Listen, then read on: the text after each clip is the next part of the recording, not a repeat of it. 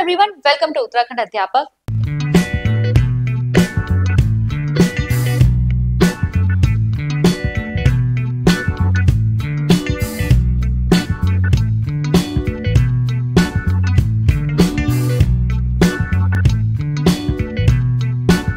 क्या आप सभी दिसंबर में होने वाले EMRS एग्जाम की प्रिपरेशन कर रहे हैं? तो आज का ये वीडियो आपके लिए ही है। EMRS एग्जाम जो आपका 2025 है, इसमें अब आपके बहुत कम दिन रह गए और आज हम डिस्कस करने वाले हैं 40 डेज की स्ट्रेटेजी। अब कैसे ये 40 दिन बन रहे हैं, इसको हम चेक करते हैं। देखिए, आप जानते हैं कि आपके EMRS की एग्जाम डेट्स जो है वो अनाउंस हो गई थी। आपकी डेट्स क्या क्या आई हुई हैं? 13, 14 एंड 21 दिसंबर, यानी आपका एग्जाम जो है अभी चल रहा है अक्टूबर, आज है 28 अक्टूबर और आपकी एग्जाम डेट क्या दे रखी है? 13, 14 और 21। यानी आपको कहां से पहले लेकर चलना है भाई? सबसे पहले तो 13 से पहले तो आपकी सारी तैयारी हो जानी चाहिए, ठीक है। अगर हम ध्यान दें तो 28 अक्टूबर से लेकर 6 दिसंबर तक मैं ले रही हूँ, ठीक है। 6 दिसंबर तक आपके ये 40 दिन बन रहे हैं। आप लास्ट वाले हफ्ते को भी ले सकते हैं, पर मैं जब भी एग्जाम्स की प्रिपरेशन करते हैं तो मैं लास्ट वीक को थोड़ा सा लीव आउट करना जरूरी समझती हूँ, ताकि हमारा रिवीजन वगैरह वहां पर हो सके। अदरवाइज आप कैलकुलेट कर सकते हैं, 13 तारीख से पहले यहाँ लास्ट 12 डेट पड़ेगी, 6 से 12 में आपके 6 दिन और हो गए, तो ये 46 डेज हो जा रहे हैं, ठीक है। टोटल 46 डेज हो जा रहे हैं। लेकिन हम अगर 6 दिसंबर तक की तैयारी ही मान के चले कि ये हमारी एंड डेट है और यहाँ तक हमारी सारी तैयारी हो जानी चाहिए, इसके बाद जो भी हम करेंगे वो सिर्फ और सिर्फ रिवीजन एंड MCQ प्रैक्टिस करेंगे, तो उस हिसाब से आपकी 40 दिन की स्ट्रेटेजी को आज हम इस वीडियो में डिस्कस करने वाले हैं। चलिए, सबसे पहले एक नजर डालते हैं अपने एग्जाम पैटर्न की, जिसको आपको बिल्कुल नॉलेज होनी चाहिए। और अगर अभी तक भी आप लोग प्रिपरेशन स्टार्ट कर चुके हैं या कर रहे हैं, तो आपको इसका बिल्कुल दिमाग में आपका एक बना हुआ होगा पैटर्न। लेकिन अगर किसी ने अभी तक भी इसको नहीं देखा है तो प्लीज इसको पहले दिमाग में रख लो। एक और चीज यहाँ पर आपको बताना चाहूंगी, आज है 28 अक्टूबर, लास्ट डेट है EMRS के फॉर्म को फिल करने की। अभी तक भी अगर नहीं किया है भाई, आज पक्का कर लेना, फीस सबमिट करने की और एग्जाम फॉर्म फिल करने की आज आखिरी तारीख है, ठीक है। चलो अब देखते हैं, अगर हम PGT एग्जाम की बात करें तो आपका इस तरीके का पैटर्न यहाँ पे बताया गया था। टोटल 5 पार्ट्स में आपका ये क्वेश्चन पेपर डिवाइडेड होने वाला है। 5 पार्ट्स में कैसे? यहाँ पर मतलब ये जिसमें से आपकी स्कोरिंग होगी, ठीक है। 6th वाले को अभी बताती हूँ। फर्स्ट क्या था आपका? जनरल अवेयरनेस, टोटल 10 क्वेश्चन पूछे जाएंगे 10 मार्क्स के। रीजनिंग एबिलिटी 15 क्वेश्चन पूछे जाएंगे यहाँ से 15 मार्क्स के। नॉलेज ऑफ ICT यानी कंप्यूटर, ठीक है, यहाँ से आपके 15 क्वेश्चन पूछे जाएंगे 15 मार्क्स के। टीचिंग एप्टीट्यूड से आपका 30 मार्क्स का पूछे जाने वाला है, ठीक है।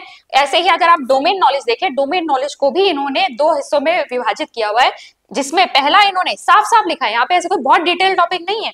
Experiential activity based pedagogy and case study based questions यहाँ पर आपसे पूछेंगे। कितने? 20 मार्क्स के यहाँ से पूछेंगे। और NEP 2020 जो आपका डॉक्यूमेंट है, नेशनल एजुकेशन पॉलिसी 2020, उसमें से ये आपसे 10 मार्क्स का पूछे जाने वाले, ठीक है। तो यहाँ पर बहुत ही डिफाइंड सिलेबस है, इसीलिए हम 40 दिन की स्ट्रेटेजी यहाँ पर डिस्कस कर रहे हैं। बहुत सारे लोग ये सोच रहे होंगे क्या हो भी सकता है? बिल्कुल हो सकता है। क्यों हो सकता है? क्योंकि इनका सिलेबस बहुत ही क्रिस्प और बहुत डिफाइंड है। अगर आप अभी से लग जाए, मैं अगर ये मान के चलूं आपने अभी तक भी कुछ नहीं पढ़ा और आज ही से स्टार्ट करने वाले, तब भी आप इसकी तैयारी कर सकते हैं, क्योंकि सिलेबस इसका वेल डिफाइंड है। बस आपको थोड़ी सी स्ट्रेटेजी लगानी, थोड़ा सा आपको यहाँ पर अपनी रणनीति तैयार करनी पड़ेगी कि मैं कौन से टॉपिक को किस तरीके से तैयार करूं, किसको ज्यादा तैयार करूं, किस पे कम मेहनत करूं। बस वहां से आप एग्जाम को क्लियर कर सकते हैं, ठीक है। तो ये तो है आपका टोटल कितना? 100 मार्क्स का। और जो स्कोरिंग होने वाली है भाई 100 मार्क्स में से ही होने वाली, टोटल यहाँ पे लिखा हुआ है ना 100 मार्क्स, ठीक है। और ये जो है पार्ट 6, ठीक है, इसकी इंपॉर्टेंस कम नहीं है। प्लीज प्लीज इसको बिल्कुल ये मत समझिएगा, लीव आउट मत कीजिएगा। यहाँ पर आपका जनरल इंग्लिश, जनरल हिंदी के क्वेश्चन पूछे जाने वाले हैं आपके इसमें PGT में। TGT में आपकी एक रीजनल लैंग्वेज भी यहाँ पर जुड़ने वाली है, तो 30 मार्क्स का वहां आने वाला है, यहाँ 20 मार्क्स का आने वाला है। इन्होंने कह दिया है अगर आप 40% मार्क्स यहाँ पर लेकर नहीं आए तो ये चेक नहीं होगा, ठीक है। तो पहले तो ये क्वालिफाइंग है और इसमें क्वालिफाई करना मस्ट है। अगर ये क्वालिफाई नहीं हुआ ना तो इसका कोई मतलब ही नहीं बनता, ये चेक ही नहीं होगा, ठीक है। तो यहाँ आपका 40% का मतलब क्या है? 20 में से 8 नंबर लेकर आने। जनरल इंग्लिश के 10, जनरल हिंदी के 10 क्वेश्चन पूछने वाले, ठीक है। आपको 8 नंबर लेकर आने। किसी एक सब्जेक्ट पे भी अगर बहुत ज्यादा मास्टरी है ना, तो वहां से ज्यादा स्कोर करने की कोशिश करो, थोड़े वाले जो दूसरा वाला है उसको थोड़ा सा कम कर लो, लेकिन ये हो जाएगा, बहुत ज्यादा टफ नहीं है। अभी एक बार थोड़ा सा टॉपिक भी फटाफट से बता दूंगी, तो यहाँ पर आपको अंदाजा आ जाएगा कि हाँ ये इतना टफ नहीं है। ऐसे ही फटाफट से देख लो, टीजीटी सेम रहने वाला है, यहाँ से पार्ट 5 तक तो बिल्कुल सेम है, ठीक है। पार्ट 5 तक आपका यहाँ बिल्कुल सेम है, वही चीजें हैं जो पीजीटी के लिए हैं, लेकिन यहाँ पार्ट 6 में आपका जो क्वालिफाइंग वाला पार्ट है, इसमें 3 लैंग्वेज है आपकी, ठीक है। जनरल इंग्लिश, जनरल हिंदी और एक रीजनल लैंग्वेज भी है, और तीनों में से आपसे 10-10 मार्क्स के क्वेश्चन आपसे पूछे जाने वाले हैं। ओवरऑल आपको 40% लेकर आना है भाई, 30 मार्क्स है तो 40% बन रहा है, यानी 12 नंबर आपको यहाँ पर लेकर आने ही आने हैं। सेम केस यहाँ भी है, ये क्वालिफाई नहीं किया तो ये चेक नहीं होगा, इसलिए इसमें भी थोड़ी सी मेहनत जरूर आपको करनी पड़ेगी। मेहनत क्या, प्रैक्टिस कर लेना, यहाँ पर क्वेश्चंस की प्रैक्टिस ही आपको करनी है, ठीक है। चलो ये हमने बेसिक पैटर्न देखा, अब अपनी रणनीति कैसे बनानी है उसको देख लो। प्रायोरिटी सेट करो पहले तो। देखो प्रायोरिटी किस बेसिस पे सेट होगी, तुम्हारा है 100 मार्क्स का, ठीक है। 100 मार्क्स का ये आने वाला है एग्जाम, जिसमें से तुम्हारी मेरिट बनने वाली, ठीक है। अगर हम पिछले बार की मेरिट वगैरह देखें तो 64 से 65% मार्क्स जो है वहां पर कट ऑफ गई थी आपकी। क्यों कह रही हूं मैं, क्योंकि हम डायरेक्टली वहां पर आपका कंपेयर नहीं कर सकते, क्योंकि उस समय जो एग्जाम पैटर्न था अलग टाइप का था, जो स्कोरिंग हुई थी 100 में से नहीं हुई थी, ज्यादा में से हुई थी, ठीक है। तो यहाँ पर है आपका 100 में से मार्क्स आपको लेकर आने हैं। अगर 60 to 65% मान के चलो कट ऑफ जाती है, तो समझ लो कि 70 से तो ऊपर का एम करो। जब एम रखोगे कि 70 से 80 के बीच में नंबर लेकर आने हैं, तब जाकर कहीं ना कहीं कट ऑफ को क्रैक कर पाओगे, ठीक है। तो अब देखो यहाँ पर जो इंपॉर्टेंट सेक्शन से क्या बन रहे हैं भाई, ज्यादा मार्क्स का कहां से पूछा जाने वाला, टीचिंग एप्टीट्यूड से, डोमेन नॉलेज से। टीचिंग एप्टीट्यूड से ही केवल 30 नंबर का, और बहुत अभी अब भी बताती हूँ यहाँ पर टॉपिक्स कम है। डोमेन नॉलेज में 30 मार्क्स का, जिसमें से क्या देख रहे थे आप, 10 मार्क्स की तो केवल एनईपी है। मतलब एनईपी का जो डॉक्यूमेंट है उसको अगर आपने अच्छे से पढ़ लिया, उसमें से 10 मार्क्स के क्वेश्चन पूछे जाने वाले हैं। साफ साफ बता दिया इन्होंने कि एनईपी के डॉक्यूमेंट में से हम 10 नंबर क्या देंगे आपसे, ठीक है। तो यहाँ इतना डिफाइंड है, रिसोर्स भी बता दिया, एनईपी का डॉक्यूमेंट पढ़ना है, ठीक है।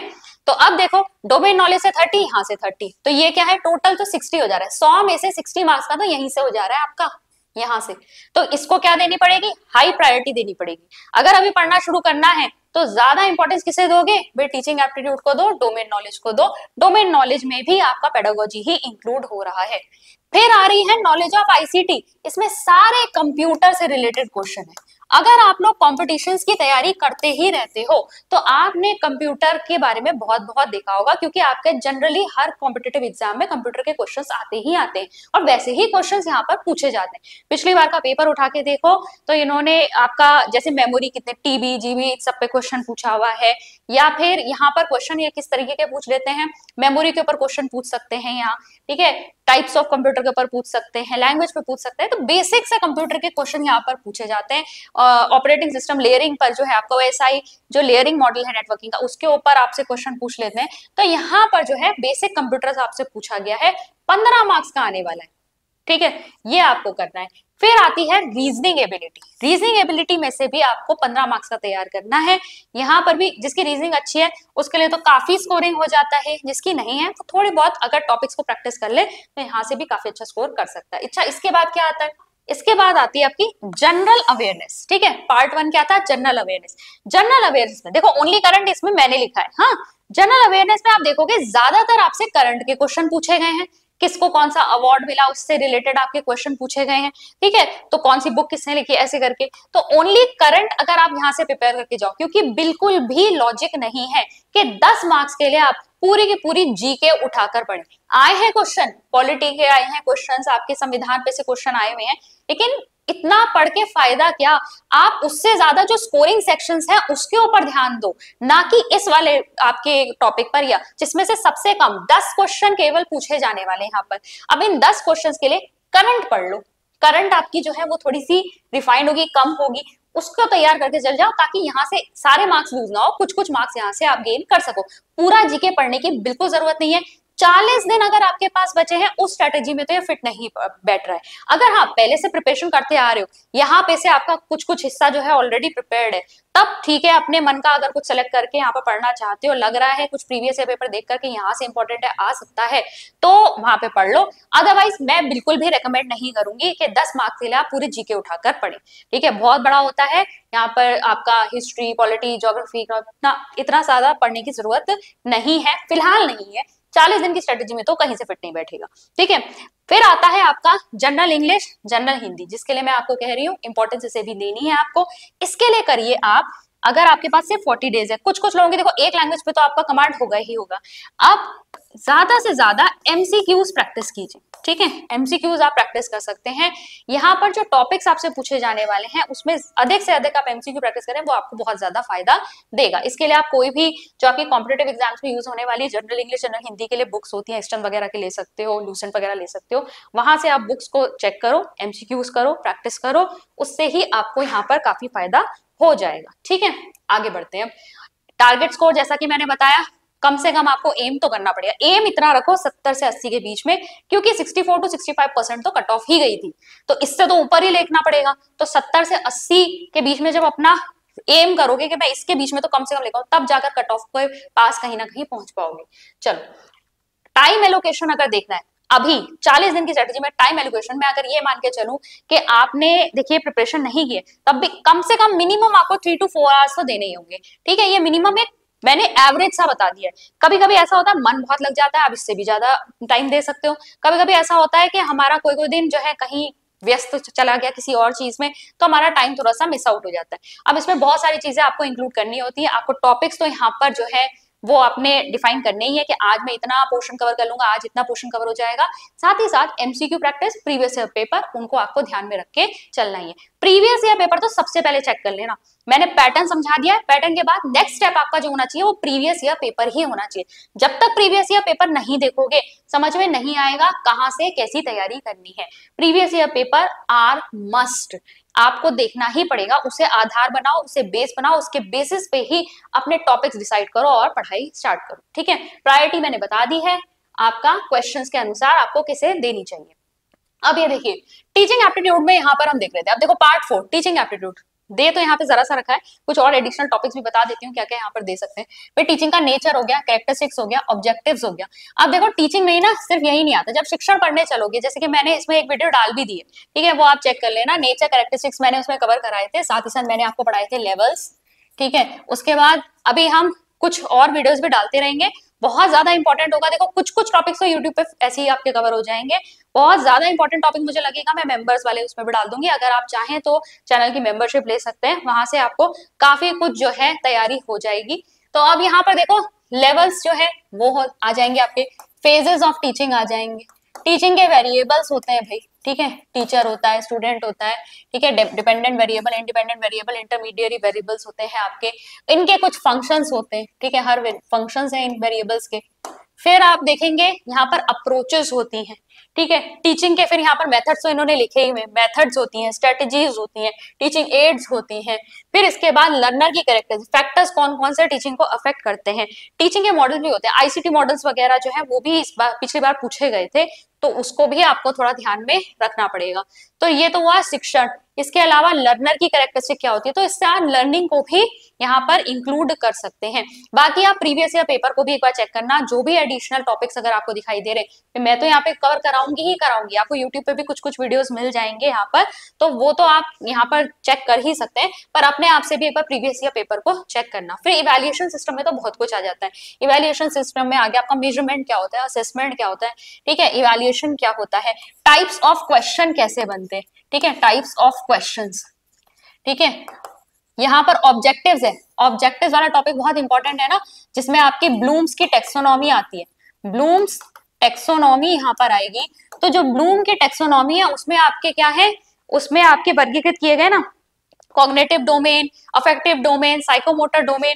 तो हर डोमेन को चेक करने के लिए किस टाइप के क्वेश्चन यहाँ पर पूछे जाते हैं, किस टाइप के क्वेश्चन से कौन सा टाइप का ऑब्जेक्टिव जो है या कौन सा डोमेन जो है आप टेस्ट कर सकते हो, वो यहाँ पर आपको पता होगा। ठीक है, देन आपका यहाँ पर टीचर मेड टेस्ट होता है, स्टैंडर्डाइज टेस्ट होता है, पावर टेस्ट होता है, स्पीड टेस्ट होता है, बहुत तरह की चीजें होती हैं। फिर सीसीई को तो आपको लीव आउट करना ही नहीं है, सीसीई। ठीक है, एक और चीज यहाँ पर निकली है school based assessment, school based assessment SBA, ये भी आपको पता होना चाहिए। तो कुछ कुछ ऐसे टॉपिक्स हैं इनके अंदर अंदर है। ठीक है, इन्होंने ऊपर से एक ब्रॉड एक दे दिया टॉपिक का नाम, उसके अंदर कुछ कुछ चीजें जो है आपकी डीप भी है, तो वो आपको जरूर यहाँ पर चेक करनी है। और वो जब आप स्ट्रक्चर्ड वे में पढ़ोगे ना, चाहे आप बुक से पढ़ रहे हो चाहे किसी का कोर्स ले रहे हो, तभी आपको वहां पर समझ में आएंगी।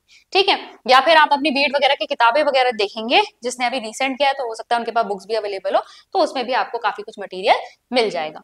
अब डोमेन नॉलेज पे आ जाओ। देखो यहाँ पर जो था आपका किससे था, टीचिंग और इवैल्यूएशन से रिलेटेड था।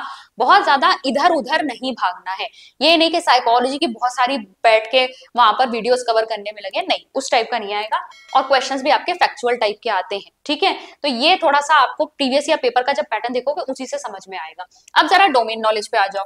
डोमेन नॉलेज में भी देखो क्या दिया गया, एक्सपीरियंशियल एक्टिविटी बेस्ड पेडागोजी। ठीक है, अब एक्सपीरियंशियल लर्निंग क्या होती है, मेरे हिसाब से तो इसमें कोल्स का एक मॉडल भी पढ़ना चाहिए और जॉन डीवी का जो आपका एक्सपीरियंशियल पेडागोजी है उसके बारे में भी थोड़ा बहुत आपको देखना चाहिए। एक्टिविटी बेस्ड पेडागोजी क्या होती है, इसके अलावा इन्होंने केस स्टडी बेस्ड क्वेश्चन के लिए कहा है। केस स्टडी बेस्ड क्वेश्चन मतलब ये एक केस जैसा आपको दे देंगे, एक छोटा सा आपको पैराग्राफ जैसा दे देंगे और उसके ऊपर आधारित आपसे लगभग 5 क्वेश्चंस यहाँ पर पूछ देंगे। ठीक है, तो यहाँ पर ये 2 भी आ सकते हैं, 2 क्वेश्चंस आ सकते हैं आपके, क्योंकि यही आपका कितने मार्क्स का बताया, 20 मार्क्स का बताया।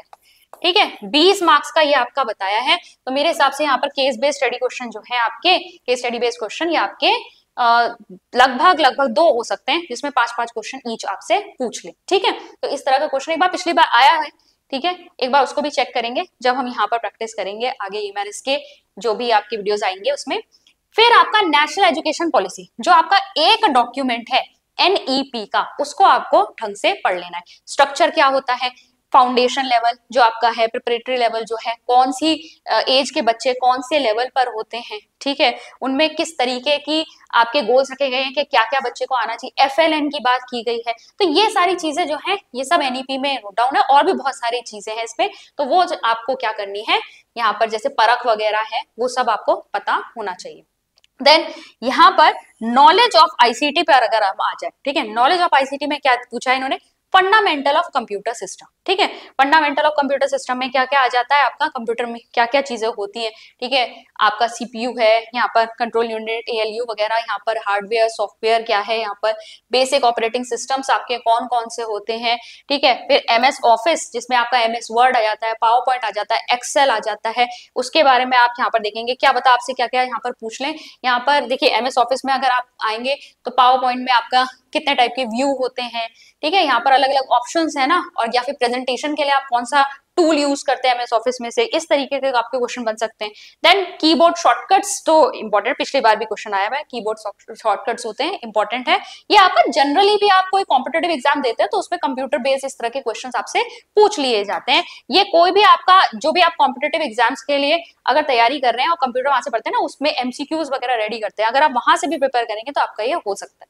बेसिक ही कंप्यूटर है यहाँ पर। अब देखो इंपॉर्टेंट कंप्यूटर से रिलेटेड टर्म्स कौन से, एब्रीवेशंस क्या क्या होती हैं, कंप्यूटर नेटवर्क्स के बारे में पूछ लेंगे, साइबर सिक्योरिटी इंटरनेट के बारे में पूछ लेंगे। ठीक है, टोपोलॉजी वगैरह आ सकती है, नेटवर्क सिस्टम आ सकते हैं, LAN MAN MAN, OSI layering के ऊपर क्वेश्चन पिछली बार आया था, वो इंपॉर्टेंट है, वो आपको पढ़ना चाहिए।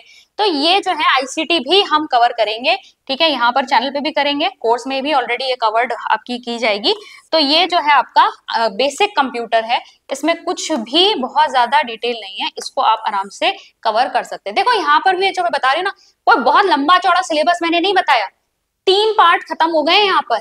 ठीक है, जिसमें से ये वाला पार्ट कितने मार्क्स का था, 30 मार्क्स का, ये वाला पार्ट कितने मार्क्स का था, 30 मार्क्स का, सिर्फ 2 ही सेक्शन है इसमें। इसके बाद जो है आपका नॉलेज ऑफ आईसीटी, ये कितने मार्क्स का है, 15 मार्क्स का। अभी हम कितना कवर कर चुके हैं, 75 मार्क्स का, तो मैंने यही कवर कर दिया है।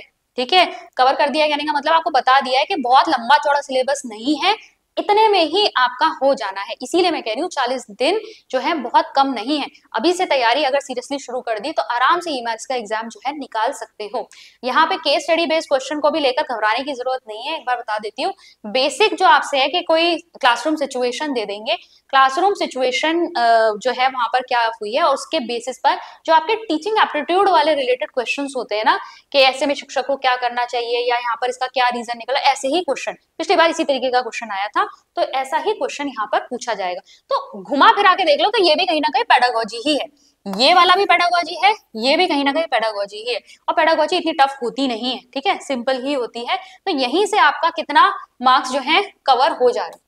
फिर रीजनिंग एबिलिटी को अगर आप देखो तो ये आपकी कोई भी कॉम्पिटेटिव एग्जाम्स के लिए जो आप बुक्स यूज करते हो, आर एस अग्रवाल वगैरह यूज करते हो, ठीक है, या कुछ भी इस तरह की किताबें हैं जो आप अन्य कॉम्पिटेटिव एग्जाम्स में रीजनिंग का पोर्शन कवर करते हुए इस्तेमाल करते हो, उसमें आप प्रैक्टिस करिए। ये रीजनिंग एबिलिटी तो आपका क्वेश्चन प्रैक्टिस करने से ही मजबूत हो पाता है। देखो, करने का मतलब ये होता है कि आपका ना जरूरी नहीं है कि आप सारे ही सेक्शंस को बहुत ही अच्छा कर दो, लेकिन कुछ सेक्शंस पर तो अपनी बहुत अच्छी कमांड बनाओ, लेकिन बाकी सेक्शंस को लीव आउट मत करो। उसमें से ऐसे रखो कि इतने मार्क्स तुम इसमें स्कोर कर ही लो। घुमा फिरा के आपको क्या करना है, 70 से 80 के बीच में नंबर लेकर आने हैं। तो ये आपको अब अपना दिमाग लगाना है, अपनी स्ट्रेंथ और वीकनेस को देखते हुए कि मैं कौन से सेक्शन से ज्यादा मार्क्स खींच पाऊंगा, कौन सा मेरा सेक्शन वीक है, तो मैं कम से कम इसको एक बेसिक तैयार कर लूं कि इसमें से सारे मार्क्स लूज ना। लैंग्वेज कॉम्पिटेंसी, जैसा कि मैंने आपको बताया, जनरल इंग्लिश, ज्यादा हिंदी के लिए मैं कह रही थी। जनरल इंग्लिश देखो यहाँ पर क्या पूछा गया, verb, tenses, voice, subject, verb agreement, आपका articles, comprehension, fill the blank, error correction, ये बेसिक इंग्लिश है जो आपका इसी तरह के एग्जाम्स में पूछी जाती है, ठीक है, जनरल इंग्लिश। तो इसके लिए भी आप क्या करेंगे, आप को अरिहंत वगैरह वाली जो बुक्स है, चंद वाली किताबें हैं, उस तरह की बुक्स आप ले सकते हैं, एमसीक्यू प्रैक्टिस करिए और वहां से आप जो है इसको प्रिपरेशन कर सकते हैं। ऐसे ही हिंदी में भी आप देखेंगे तो आपके संधि, समास, विलोम शब्द, पर्यायवाची, सामान्य अशुद्धियां, ये सारी चीजें यहाँ पर आई हुई है। अगर आप हमारा कोर्स ज्वाइन करते हैं तो वहां पर आपको कुछ रिकॉर्डेड वीडियोस आपका हिंदी वाले पोर्शन के तो मिल जाएंगे, ठीक है, इन सब की। अब अगर आप स्ट्रक्चर्ड वे में तैयारी करना चाहते हैं तो आप हमारा कोर्स ज्वाइन कर सकते हैं। ईएमआरएस 2025 का टीजीटी पीजीटी के लिए हमारा कोर्स चल रहा है।